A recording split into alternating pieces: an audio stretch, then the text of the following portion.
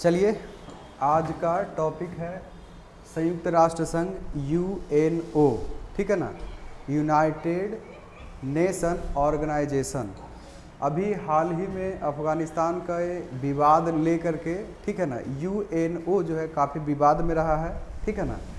इसलिए जो है यूएनओ के बारे में हम थोड़ी बहुत जानकारी देते हैं, ठीक है ना।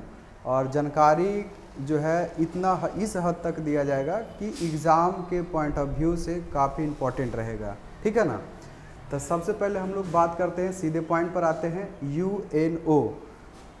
एक बात और बता देते हैं कि यूएनओ जो चैप्टर है ये काफ़ी लंबा है, शायद 2 से 3 पार्ट भी लग सकता है, ठीक है। तब हम लोग धीरे धीरे इसमें आगे बढ़ेंगे, ठीक है। तो सबसे पहले हम लोग बात करते हैं यूएनओ के स्थापना के बारे में, ठीक है ना।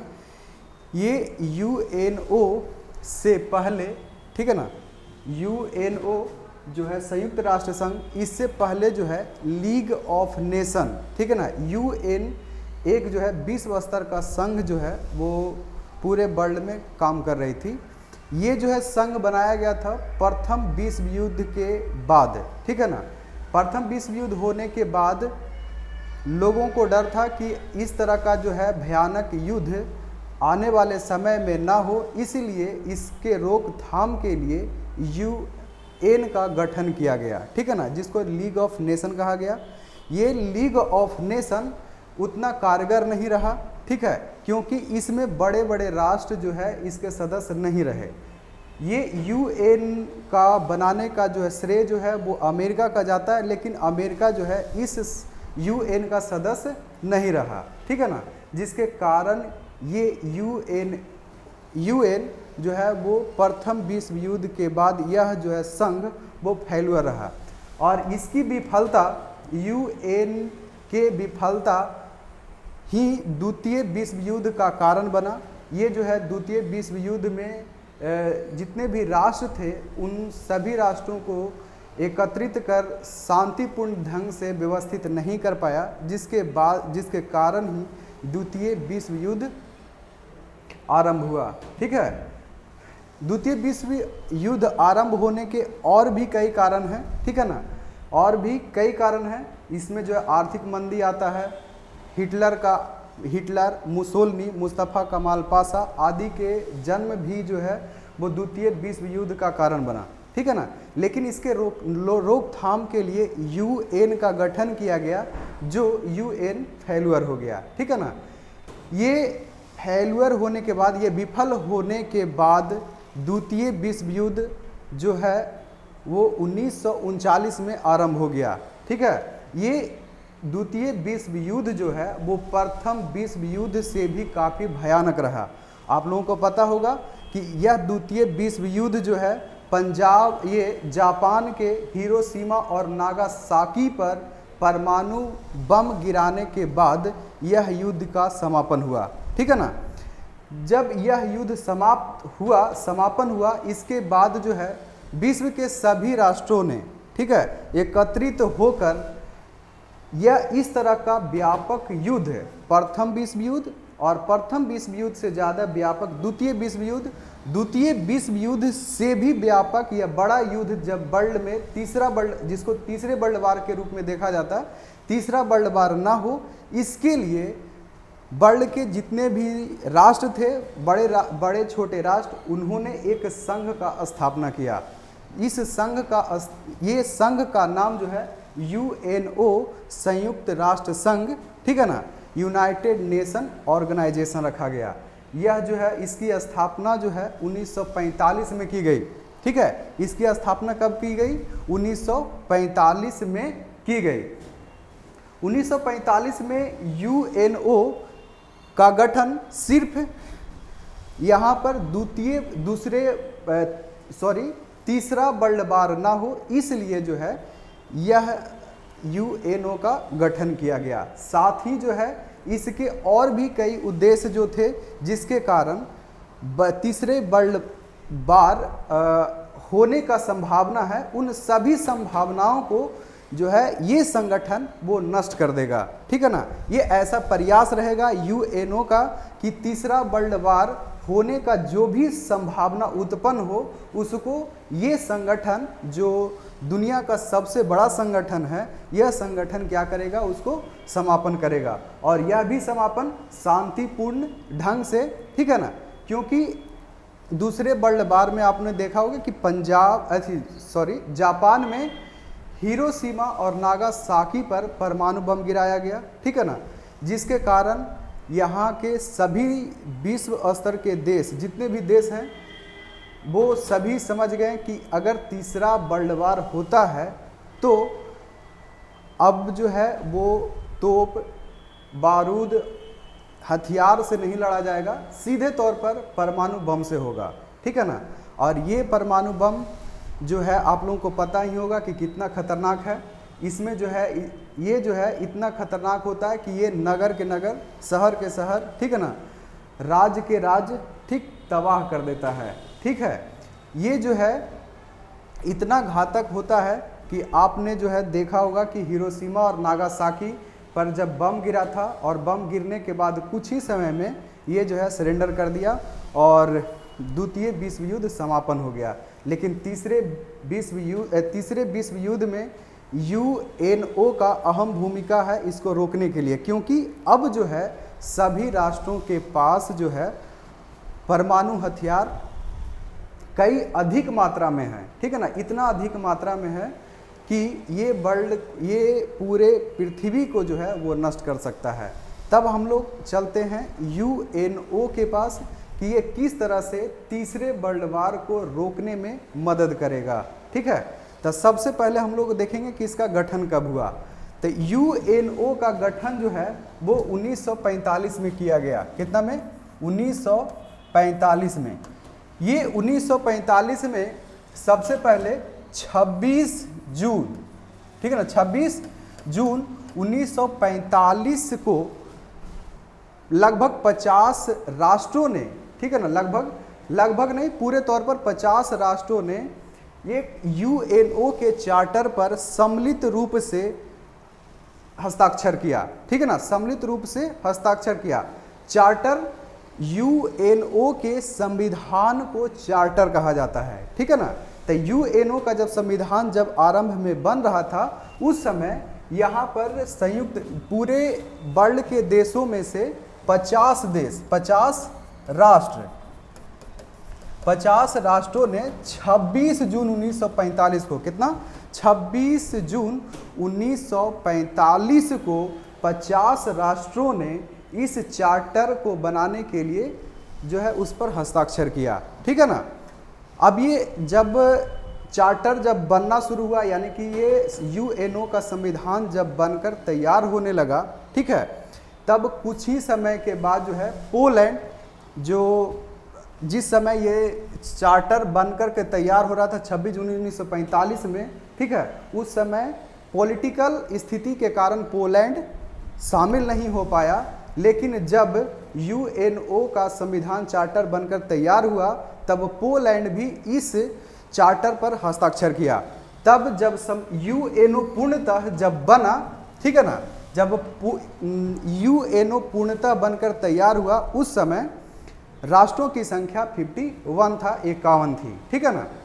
आइए एक बात और ध्यान दीजिएगा कि ये 50 राष्ट्र को यूएनओ का संस्थापक देश भी माना जाता है, ठीक है ना। यूएनओ के संस्थापक देश कितने थे? 50 थे। कुल कितने थे? तो 50 थे। बाद में पोलैंड भी इस पर हस्ताक्षर करके इसका सदस्य बन गए। ये जो है 50 राष्ट्र में भारत भी शामिल था। यूएनओ के ये 50 राष्ट्रों में भारत भी शामिल था, ठीक है। अब जो है ये यूएनओ का जो है चार्टर बन के तैयार हुआ, तब अंतिम में जब चार्टर बन के तैयार हुआ तो अंतिम रूप से हस्ताक्षर जो किए गए थे, देशों की संख्या कितनी थी? 51 थी। ये हस्ताक्षर जो है संयुक्त राष्ट्र यूएनओ के जो चार्टर तैयार हुआ, इसमें जो है यूएसए के सेंट फ्रांसिस्को में, कहाँ पर? सेंट फ्रांसिस्को में, वहाँ पर 51 राष्ट्रों ने इस चार्टर पर हस्ताक्षर कर इस चार्टर को पूरा किया, ठीक है ना। जब चार्टर बन के तैयार हुआ तब उस समय यह जो अंतिम रूप से जहाँ पर गठन हुआ था वो कौन सा राज्य था, तो USA का सेंट फ्रांसिस्को, ठीक है ना, जहाँ पर 51 51 राष्ट्रों ने, कितने राष्ट्रों ने, 51 राष्ट्रों ने इस पर क्या किया था, हस्ताक्षर किया था, ठीक है ना।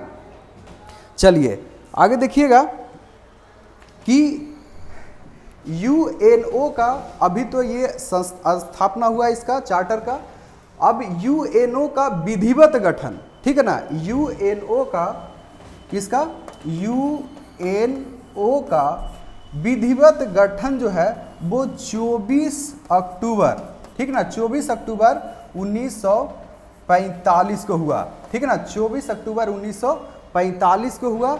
इसीलिए इस 24 अक्टूबर को संयुक्त राष्ट्र संघ दिवस के रूप में भी मनाया जाता है। आपको जो है ये क्वेश्चन कई बार पूछा होगा कि संयुक्त राष्ट्र संघ दिवस कब मनाया जाता है, तो यह दिवस कब मनाया जाता है, तो 24 अक्टूबर को यह मनाया जाता है संयुक्त राष्ट्र संघ दिवस है। इसका स्थापना जो है वो विधिवत रूप से कब हुआ था, 24 अक्टूबर 1945 को। इस पर जो चार्टर बनने के लिए आरंभ कब हुआ था, तो 26 जून 1945 को। उसके कुछ समय के बाद जो है ये 24 अक्टूबर 1945 को यह बनकर तैयार हो गया और यहीं पर जो है इसका विधिवत आरंभ किया गया, ठीक है ना। और इसी दिन को संयुक्त राष्ट्र संघ दिवस भी मनाया जाने लगा, ठीक है। अब देखिएगा आगे कि ये जो है संयुक्त राष्ट्र संघ में कुल जो है, संयुक्त राष्ट्र संघ में कुल 193 देश हैं। कुल कितने देश हैं, संयुक्त राष्ट्र संघ में कुल मिलाकर 193 देश हैं। ये जो है संघ पूरे वर्ल्ड में सबसे बड़ा संघ है। UNO का संघ जो है वो वर्ल्ड में सबसे बड़ा, या इस वर्ल्ड में सबसे बड़ा संघ है। इसमें कुल राष्ट्रों की संख्या कितना है, तो 193 है। 193वां देश दक्षिणी सूडान है। कौन सा सूडान, दक्षिणी साउथ सूडान, ठीक है ना, दक्षिणी सूडान है। ये दक्षिणी सूडान जो है 2011 को जो है UNO का सदस्य बना, ठीक है ना। UNO का सदस्य दक्षिणी सूडान जो है वो कब बना था, 2011 में बना था, ठीक है ना। तो अभी ये जो है क्वेश्चन काफी बार पूछा गया कि UNO में कुल कितने राष्ट्र देश हैं, तो ये जो है इसमें कुल कितने राष्ट्र देश हैं, तो 193 राष्ट्र देश हैं, ठीक है ना। चलिए आगे देखिएगा कि संयुक्त राष्ट्र संघ के, ठीक है ना,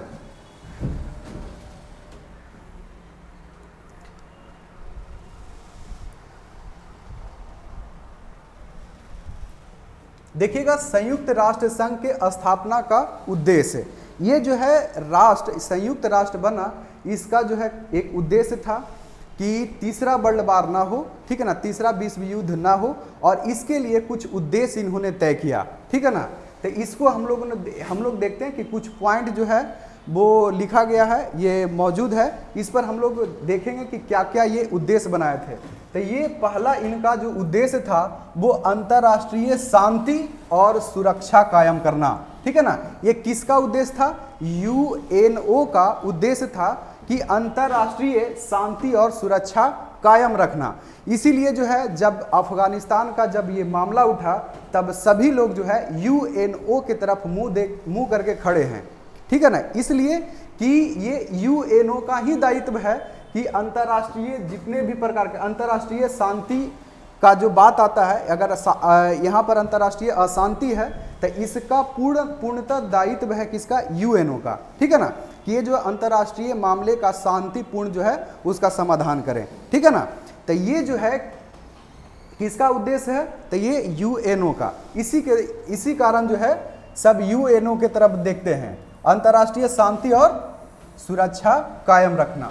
दूसरा क्या है कि विवादों का शांतिपूर्ण समाधान। ध्यान दीजिएगा, यहां पर क्या है, विवादों का शांतिपूर्ण समाधान, ठीक है ना।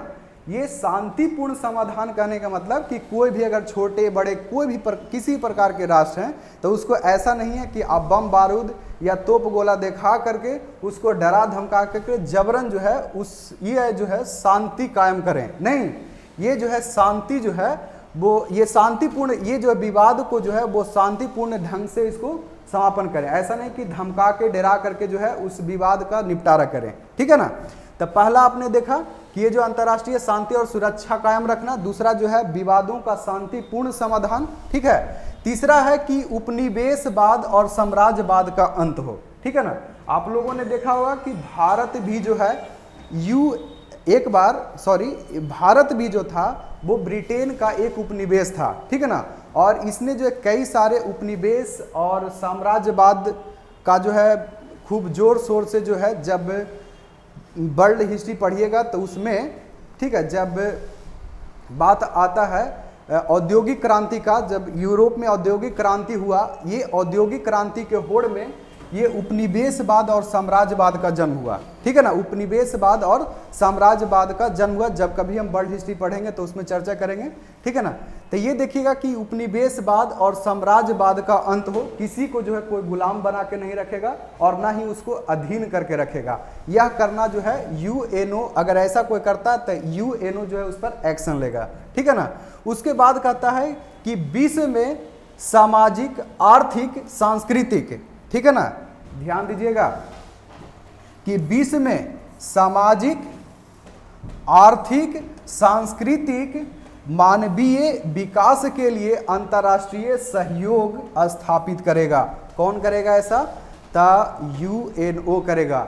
आप लोगों ने देखा होगा कि यूएनओ से संबंधित जो है कई सारे जो है, जैसे WHO है, लेबर ऑर्गेनाइजेशन है, यूनेस्को है, ये क्या है? ये यूएनओ का ही एक जो है अंग है, जो क्या करता है कि यहाँ के पूरे विश्व का सामाजिक, आर्थिक, सांस्कृतिक, मानवीय विकास के लिए जो है ये अपना योगदान देता है, ठीक है ना, यूएनओ। क्योंकि विवाद ये तृतीय विश्व युद्ध होने का कारण क्या है? तो ये कारण जो है, अगर किसी भी बगल वाले राष्ट्र अगर भुखमरी से ग्रसित है तो वो जाहिर सी बात है कि जो संपन्न राष्ट्र है वहाँ पर आक्रमण करेगा, वहाँ पर हमला करेगा।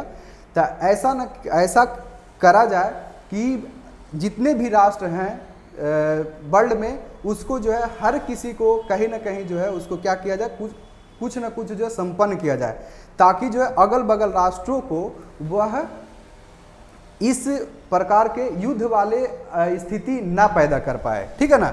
इसीलिए पूरे विश्व में ये संगठन जो है बना दिया गया पूरे विश्व के लिए, जिसमें सामाजिक उत्थान की बात किया जाएगा, आर्थिक उत्थान, सांस्कृतिक, मानवीय विकास आदि सभी का। तो ये जो है इन यूएनओ का जो है ये क्या था, मूल उद्देश्य था, ठीक है ना, जो कि तृतीय विश्व युद्ध का बढ़ावा न दे, ठीक है ना। चलिए अब आप लोग देखिएगा कि यूएनओ के इन उद्देश्यों की प्राप्ति के लिए कुछ निम्नलिखित सिद्धांत भी दिए, ठीक है ना, कि ये उद्देश्य जो है वो किस तरह से प्राप्त होगा। तो ये उद्देश्य जो है कुछ सिद्धांत दिया जाएगा और उसी सिद्धांतों के तहत जो है हम इन उद्देश्यों को प्राप्त करेंगे, ठीक है। तब हम लोग यहाँ पर देखेंगे यूएनओ संयुक्त राष्ट्र संघ, ठीक है ना, यूएनओ यानी कि संयुक्त राष्ट्र संघ के सिद्धांत, ठीक है ना, संयुक्त राष्ट्र संघ के सिद्धांत। यहाँ पर जो है कुछ सिद्धांत दिए थे। यूएनओ के चार्टर मतलब आप लोग समझ जाइए कि यूएनओ का ये संविधान है, ठीक है ना, यूएनओ का ये क्या है, संविधान है। यूएनओ के संविधान को ही कहा जाता है चार्टर। तो यूएनओ के चार्टर की धारा 2 में निम्नलिखित सिद्धांत दिए गए, ठीक है ना। हम लोग पढ़ेंगे कि यहाँ पर जो है कितने धाराएं हैं, ठीक है ना, कितने अध्याय और कितने शब्द जो है ये यूएनए के संविधान में दिए गए हैं, ठीक है ना। तो याद रखिएगा यहाँ पर कि ये जो है चार्टर, यूएनओ के चार्टर के धारा 2 में निम्नलिखित सिद्धांत दिए गए, ठीक है ना। कुछ सिद्धांत है जिसमें सबसे पहले देखिएगा कि सभी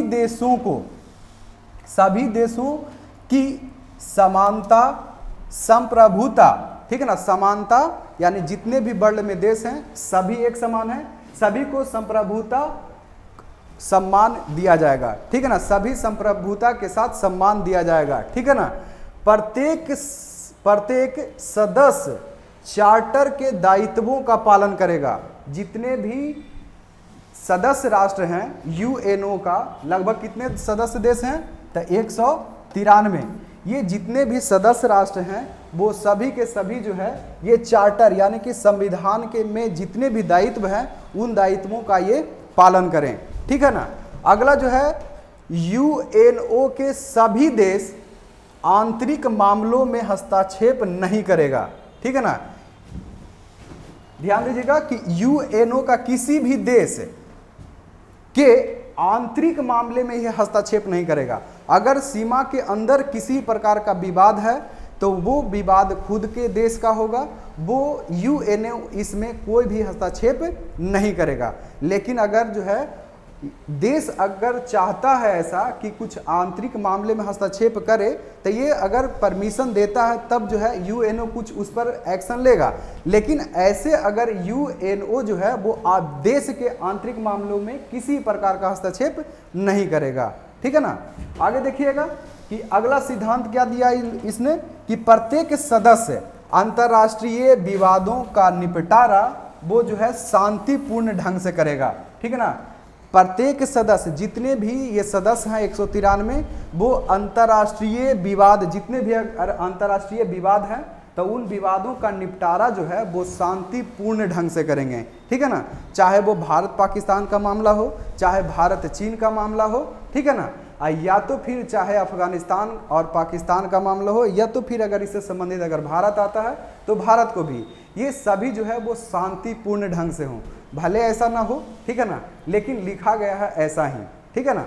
आप लोग सब लोग जानते होंगे कि दुनिया में कहीं भी जो है वो पावर गेम का चलती है। अभी सबसे ज़्यादा जो है वो पावर जो है वो किसके पास है तो यूएसए और रूस के पास। ये दो जो है शक्तिशाली राष्ट्र जो है वो द्वितीय विश्व युद्ध के बाद ये दो बड़े शक्तिशाली राष्ट्र का उदय हुआ, और दो राष्ट्र जो थे एक ब्रिटेन और एक फ्रांस, ये दोनों का जो है वो पतन हुआ। तो ये दो राष्ट्र जो अभी हैं वो यूएनओ के मेंबर हैं, अस्थायी सदस्य भी हैं, ठीक है ना। जो ये निर्णय लेते हैं वही मान्य हो जाता है, क्योंकि जो है जितने भी देश है पूरे वर्ल्ड में जितने भी देश हैं सभी जगह जो है वो पावर गेम ही चलता है, ठीक है ना। चलिए अब आगे हम लोग चलते हैं।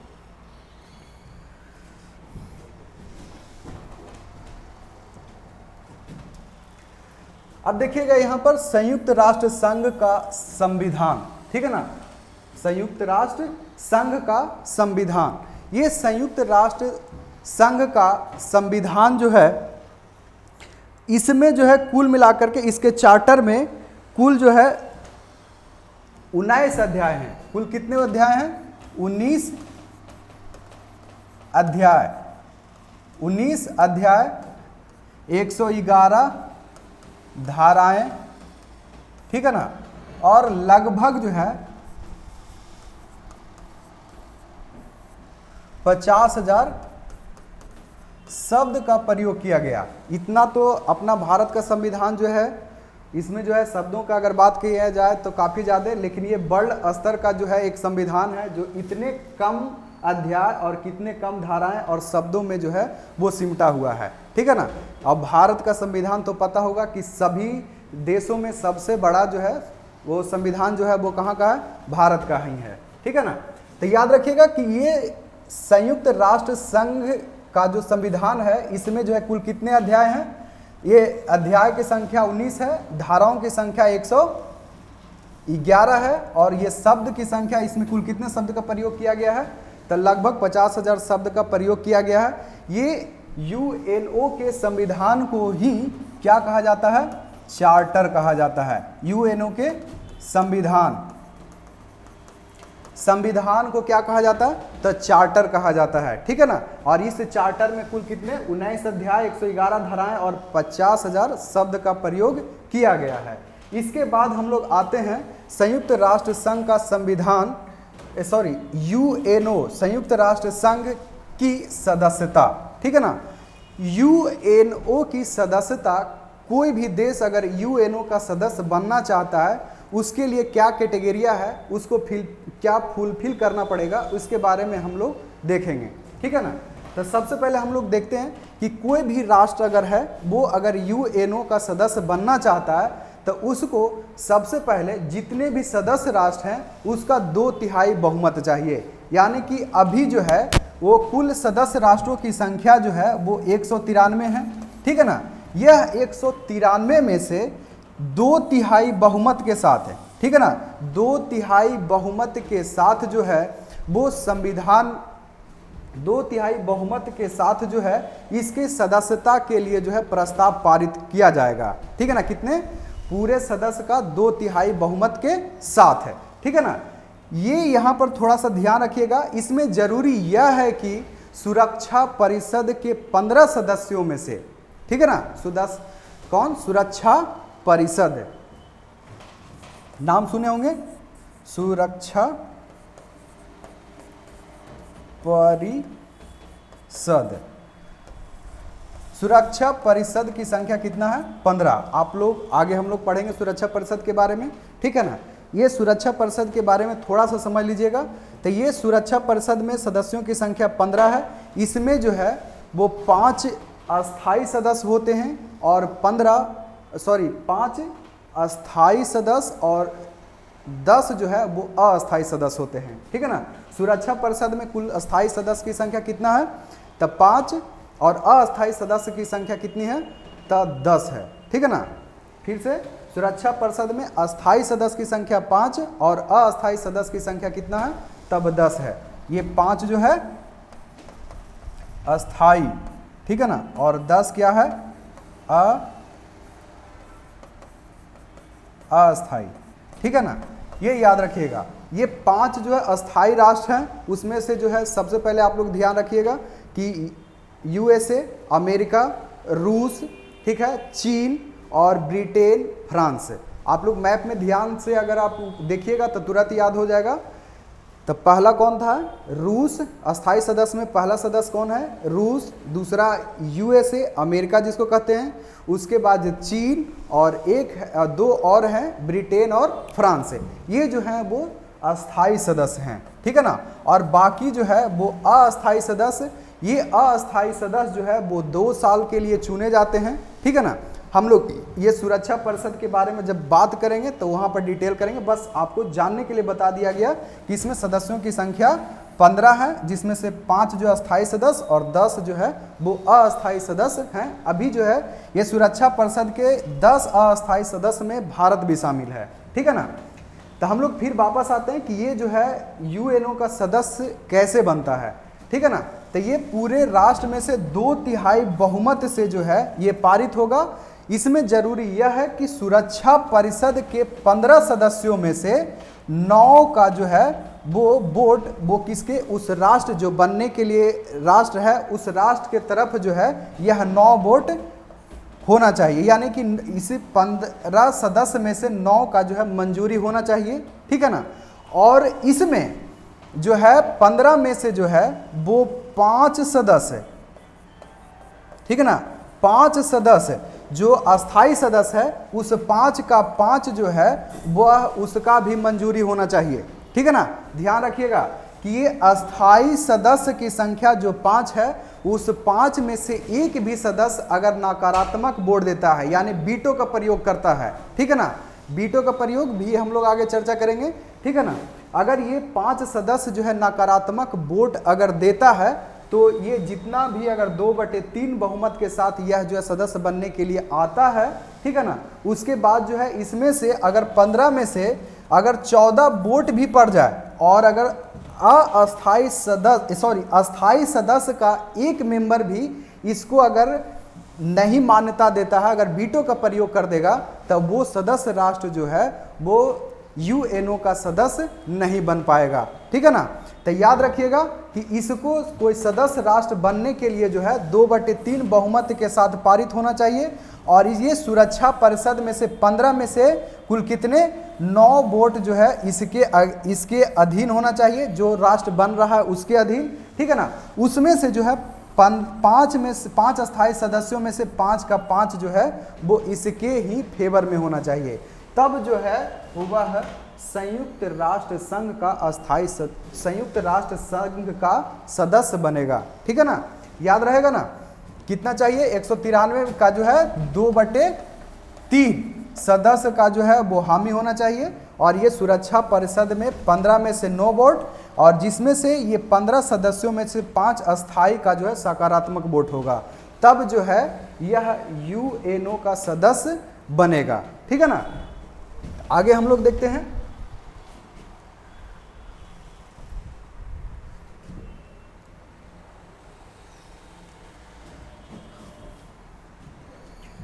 संयुक्त राष्ट्र संघ का मुख्यालय। ठीक है ना, संयुक्त राष्ट्र संघ का मुख्यालय, ये काफी बार पूछा गया कि संयुक्त राष्ट्र संघ का मुख्यालय जो है वो कौन है, कहाँ है, तो ये न्यूयॉर्क में है। कहाँ पर है, तो संयुक्त राष्ट्र संघ का मुख्यालय जो है वो न्यूयॉर्क के मैनहट्टन द्वीप पर, ठीक है ना, न्यूयॉर्क के मैनहट्टन द्वीप पर 39 मंजिला, कितना मंजिला, 39 मंजिला इमारत में है। ठीक है ना, ये 39 मंजिला का इमारत में ये न्यूयॉर्क के मैनहट्टन द्वीप पर, किस द्वीप पर, तो ये मैनहट्टन द्वीप पर इसका मुख्यालय है। इसमें लगभग जो है वो 53,300 कर्मचारी इसमें कार्यरत हैं। ठीक है ना, इसमें कुल कितने कर्मचारी कार्यरत हैं, तो 53,300 कर्मचारी इसमें कार्यरत हैं। तो ये याद रखिएगा कि इसका मुख्यालय जो है वो कहाँ है, न्यूयॉर्क के मैनहट्टन द्वीप पर। यह जो है मुख्यालय 1946 में बना था। यह न्यूयॉर्क का मुख्यालय जो है, न्यूयॉर्क यूएनओ का मुख्यालय वो 1946 में बना था। तब बात है कि ये यूएनओ का जो है वो स्थापना का वो यूएनओ का स्थापना जो है होने का प्रारंभ जो 1945 26 जून से ही हो गया था। तब उस समय इसका अस्थायी सदस्य, ये अस्थायी मुख्यालय जो था वो लेक सेक्सेस में था। कहाँ था, लेक सेक्सेस में अस्थायी मुख्यालय बना दिया गया। ठीक है ना, जो कि बाद में जब न्यूयॉर्क में, ठीक है ना, बाद में जब न्यूयॉर्क में यह 39 मंजिला इमारत तैयार हुआ, तब ये इसका जो है मुख्यालय वो शिफ्ट हो गया कहाँ पर, न्यूयॉर्क में, और वहाँ जो है अभी अस्थायी रूप से बना हुआ है। तो ये क्वेश्चन पूछता है कि यूएनओ का अस्थायी जो है मुख्यालय कहाँ था, तो लेक सेक्सेस में, और यूएनओ का जो है अस्थायी मुख्यालय कहाँ है, तो न्यूयॉर्क के मैनहट्टन द्वीप पर 39 मंजिला इमारत में। ये देखिएगा 39 मंजिला इमारत है, यहीं पर जो है यूएनओ का मुख्यालय है। ठीक है ना। आगे हम लोग देखेंगे संयुक्त राष्ट्र संघ का ध्वज। ठीक है ना, ये सिंपल है कि संयुक्त राष्ट्र संघ का ध्वज जो है वो कैसा है, तो इसका जो है संयुक्त राष्ट्र संघ का जो है ध्वज जो है वो नीला पृष्ठभूमि में फूले हुए 2 जैतून, ये जो है वो दिख रहा है, ये जैतून, ये 2 जैतून है। ठीक है ना, ये 2 जैतून के बीच में एक वर्ल्ड का ग्लोब, यानी वर्ल्ड ग्लोब जो है वो रखा हुआ है। देखिएगा ये वर्ल्ड ग्लोब है और ये 2 खुला हुआ जैतून, और इसका जो पृष्ठभूमि कैसा है, तब नीला है। ठीक है ना। चलिए, तो ये जो था इसका यूएनओ का ध्वज का बात है। अब इससे जो है ज़्यादा इम्पोर्टेंट जो है इसके नीचे देखिएगा यूएनओ का मान्यता प्राप्त भाषाएं। यूएनओ की मान्यता प्राप्त भाषाओं की संख्या जो है वो 6 है। ठीक है ना, यूएनओ के मान्यता प्राप्त, ध्यान रखिएगा, एक है मान्यता प्राप्त भाषा और एक है कार्यकारी भाषा। ठीक है ना, तो ये मान्यता प्राप्त भाषा की संख्या जो है वो 6 है। इसमें जो है सबसे पहले वो अंग्रेजी, फ्रेंच, रूसी, चीनी, अरबी और स्पेनिश, ये 6 भाषाएं जो है वो क्या है, मान्यता प्राप्त भाषाएं हैं यूएनओ का। याद रखिएगा, सबसे पहले कौन है, तो अंग्रेजी के बाद है फ्रेंच के बाद है रूसी, और रूसी के बाद है चीनी, अरबी के बाद स्पेनिश, अरबी के बाद कौन है, तो स्पेनिश। एक बार फिर से हमारे साथ बोलिएगा, सबसे पहले कौन सा है, तो अंग्रेजी के बाद कौन सा है, तो फ्रेंच, और फ्रेंच के बाद है रूसी के बाद फिर है कौन, तो चीनी, और चीनी के बाद अरबी के बाद फिर कौन है, स्पेनिश। ठीक है ना। तो ये 6 मान्यता प्राप्त भाषाएं हैं। मान्यता प्राप्त भाषाओं की संख्या कितनी है, तब 6 है। इसके बाद जो है यहाँ पर यूएनओ का कार्यकारी भाषाओं की संख्या जो है वो 2 है। ठीक है ना, यूएनओ के कार्यकारी यानी कि जो काम होते हैं यूएनओ में, वो कार्यकारी भाषाओं की संख्या जो है वो कितना है, तब 2 है। ये 2 भाषाएं कौन कौन है, तो एक है अंग्रेजी, एक कौन है? अंग्रेजी और दूसरा है फ्रेंच, ठीक है ना। ये अंग्रेजी और फ्रेंच है, ये दो भाषाएं जो है वो क्या है? तो ये कार्यकारी भाषाएं हैं। तो याद रखिएगा, अब ये क्वेश्चन दोनों पूछता है, कभी कभी पूछ देता है कार्यकारी भाषाओं की संख्या कितनी है, और कभी पूछता है मान्यता प्राप्त भाषाओं की संख्या कितनी है। तो मान्यता प्राप्त भाषाओं की संख्या कितनी है? तो 6 है। पहला कौन सा? अंग्रेजी, अंग्रेजी के बाद फ्रेंच, फ्रेंच के बाद रूसी, रूसी के बाद चाइनीज, चाइनीज के बाद अरबी, अरबी के बाद स्पेनिश है, ठीक है ना। तो ये कौन सा भाषा है? तो ये मान्यता प्राप्त है। लेकिन कार्यकारी भाषाओं की संख्या कितनी है? 2 है। वो कौन है? अंग्रेजी और फ्रेंच है, ठीक है। तो ये जो है आज यहीं पर हम लोग अंत करते हैं। काफ़ी लंबा वीडियो हो गया है, ठीक है ना, लगभग जो है अच्छा समय हो गया है, ठीक है ना। आगे हम लोग यूएनओ से संबंधित और भी महत्वपूर्ण जानकारियां आपको देंगे, ठीक है ना। यूएनओ का गठन के बाद जो है इसके जो है सुरक्षा, ये संयुक्त राष्ट्र संघ के जो है 6 जो है वो अस्थायी समितियां हैं, उसके बारे में हम लोग पढ़ेंगे, जिसमें सबसे ज़्यादा जो है महासभा और सुरक्षा परिषद जो काफ़ी इंपॉर्टेंट है, उसके बारे में चर्चा कल करेंगे, ठीक है ना, अगले वीडियो में, ठीक है। और इस तरह से जो यूएनओ से संबंधित जितनी महत्वपूर्ण जानकारियां हैं वो आपको देते चलेंगे, ठीक है। धन्यवाद।